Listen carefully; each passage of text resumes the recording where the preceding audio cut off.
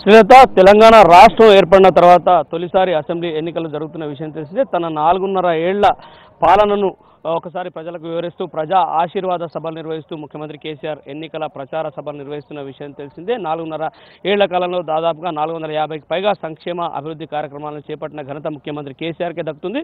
దాదాపుగా 44,000 కోట్ల రూపాయల పైచిలకు ఖర్చు పెడుతూ సంక్షేమ కార్యక్రమాలను, అభివృద్ధి కార్యక్రమాలను రాష్ట్రంలో ఏకతాటిపైన తీసుకువెళ్లిన ఘనత కూడా ముఖ్యమంత్రి కేసీఆర్కే దక్కుతుంది.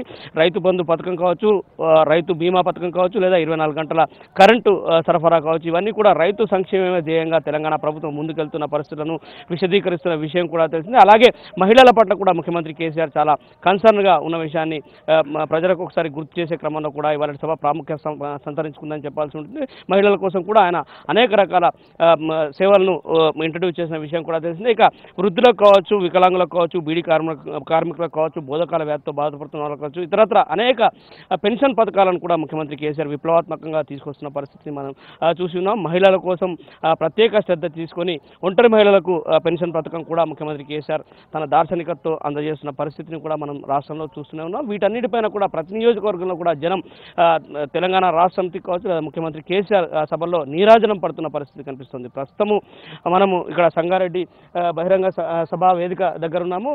చింతా ప్రభాకర్ గారు మనతో పాటుగా ఉన్నారు. ప్రజా ఆశీర్వాద సభలో భాగంగా ఇవాళ ముఖ్యమంత్రి కేసీఆర్ మధ్యాహ్నం 2 గంటల తర్వాత ఇక్కడ బహిరంగ సభలో మాట్లాడబోతున్నారు. ప్రజలను ఉద్దేశించి ఆయన ప్రసంగించబోతున్నారు.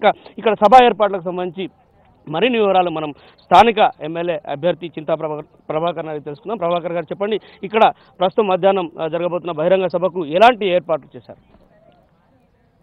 ప్రజా ఆశీర్వాద సభకి భారీగా వస్తున్నటువంటి సంగారెడ్డి నియోజకవర్గ ప్రజలందరికీ ఇక్కడ ఏ లోటుపాటు లేకుండా, ఎక్కడ అసౌకర్యం లేకుండా కార్యకర్తలందరినీ కూడా రిసీవ్ చేసుకోవటం కానీ, వాళ్ళకి ఇబ్బంది లేకుండా వారి వారి స్థలాల్లో కూర్చునబెట్టడానికి సంబంధించిన ఇబ్బందులు లేకుండా ఏర్పాట్లు పూర్తయినాయి. గౌరవ ముఖ్యమంత్రి గారు ఈ ప్రజా ఆశీర్వాదకు సంబంధించి ఆశీర్వాదం సభకు వస్తున్నటువంటి ఈ సందర్భంగా మరి ప్రజలందరూ కూడా నిండు మనసుతో కేసీఆర్ గారిని ఆశీర్వదిస్తాం, సంపూర్ణంగా మద్దతు తెలుపుతాం, మళ్ళొక్కసారి కేసీఆర్ ముఖ్యమంత్రి కావాలి, కారు గుర్తు కోటేస్తామని చెప్పననేది ఈ 2 నెలలుగా ఏ గ్రామానికి వెళ్ళినా ప్రజలందరూ కూడా హక్కును చేర్చుకొని ఆశీర్వదిస్తున్నటువంటి సందర్భం. మరి ఈరోజు భారతదేశానికే ఒక తలమానిక రాష్ట్రంగా తీర్చిదిద్దినటువంటి గౌరవ ముఖ్యమంత్రి గారు సంక్షేమంలో నంబర్ 1. సంక్షేమం విషయంకి వస్తే మరి భారతదేశంలో ఏ రాష్ట్రంలో కూడా కళ్యాణ లక్ష్మి షాదీ ముబారక్ 1,116 రూపాయలు ఇస్తున్నటువంటి రాష్ట్రం లేదు. పేదింట్లో ఒక అమ్మాయి పెళ్లి జరగాలంటే అప్పుల కోసం వెళితే అప్పు ఇచ్చేటటువంటి పరిస్థితి లేదు. పెళ్లికి సంబంధించి వాళ్ళు పడుతున్నటువంటి ఇబ్బందులు, కష్టాలు, ఆ అమ్మాయి పెళ్లి చేయాలంటే ఆ కుటుంబానికి ఒక ఎద మీద కుంపటని భావించినటువంటి సందర్భాలు కూడా ప్రత్యక్షంగా చూసినటువంటి ముఖ్యమంత్రి గారు చెలించి ఖచ్చితంగా వాళ్ళని ఆదుకోవాలి, చేయుతనివ్వాలని చెప్పనని ప్రవేశపెట్టినటువంటి కళ్యాణ లక్ష్మి షాదీ ముబారక్ మేనిఫెస్టోలో లేదు. మరి అదే రకంగా మరి రైతులకు సంబంధించి రైతు బంధు కానీ, రైతు బీమా కానీ దేశంలో కాదు ప్రపంచంలో ఎక్కడ ఎవళ్ళు అమలు చేయనటువంటి స్కీమ్ ఈరోజు ఈ రాష్ట్రంలో మరి గౌరవ ముఖ్యమంత్రి గారికే సాధ్యమైంది. మనసున్నటువంటి మహారాజు కాబట్టి సాధ్యమై చేస్తున్నటువంటి పథకాలు. మరి అదే కాకుండా మిషన్ భగీరథ కూడా ప్రజలు ఎవరు అడగలే, మేనిఫెస్టోలో పెట్టలే. కానీ ఈరోజు గ్రామీణ ప్రాంతంలో కూడా ప్రజలు ఆరోగ్యంగా ఉండాలి, గ్రామాలు కూడా ఆరోగ్య గ్రామాలుగా ఉండాలన్న ఉద్దేశంతో ఈరోజు ప్యూరిఫై వాటర్ వాళ్ళకి అందించాలనే ఒక కార్యక్రమానికి శ్రీకారం చుట్టి అమలు జరుగుతున్నటువంటి రాష్ట్రం కూడా ఏకైక రాష్ట్రం తెలంగాణలో, మరి భారతదేశంలో తెలంగాణ రాష్ట్రం. మరి ఇంత అద్భుతంగా మరి సుపరిపాలన అందిస్తున్నటువంటి గౌరవ ముఖ్యమంత్రి గారు మరి ప్రజలు కూడా మీరే ముఖ్యమంత్రి కావాలని చెప్పనని సర్వేలు కూడా వస్తున్నటువంటి సందర్భం. మరి ఈరోజు అభివృద్ధి సంక్షేమంతో పాటు ఏ రాష్ట్రమైనా బాగా అభివృద్ధి చెందాలంటే విద్య, అదే రకంగా మరి శాంతి భద్రతలకు విఘాతం కలగకుండా ఉండాలి. మరి శాంతి భద్రతల విషయంలో కూడా భారతదేశంలో ఒక నంబర్ 1 రాష్ట్రం తెలంగాణ రాష్ట్రం. మరి విద్యకు సంబంధించి కూడా అతి పెద్ద ప్రాధాన్యతనిచ్చి ఈరోజు గురుకుల పాఠశాలలు మరి దేశానికి ఒక ఆదర్శంగా మన రాష్ట్రంలో అమలు చేస్తున్నటువంటి ముఖ్యమంత్రి గారు మరి ఈరోజు భారతదేశానికే ఓ గర్వకారణంగా భారతదేశంలో ఉన్న అన్ని రాష్ట్రాలు ఉదాహరణగా, ఆదర్శంగా, స్ఫూర్తిగా తీసుకునే స్థాయిలో ఈరోజు సుపరిపాలన అందించినటువంటి ముఖ్యమంత్రి గారి ఈ ఆశీర్వాద సభకి మరి ఖచ్చితంగా ప్రజలు ఈరోజు ముఖ్యమంత్రి గారికి నీరాజనం పడతా ఉన్నారు. ముఖ్యమంత్రి కావాలని కోరుకుంటా ఉన్నాం. ప్రభాకర్ గారు, ఒకసారి వైద్యం ఆరోగ్య రంగాన్ని తీసుకుంటే కనుక మనకు ప్రత్యేకించి అంటే కేసీఆర్ కిట్ల పంపిణీ కావచ్చు, లేదా కంటి వెలుగు కార్యక్రమం కావచ్చు, ఇట్లాంటి పథకాలు కూడా వినూత్నంగా ముందుకు తీసుకొచ్చిన పరిస్థితిలో ప్రజల్లో స్పందన ఎలా ఉంది? మాతా శిశు కేంద్రానికి సంబంధించి మరి ఈరోజు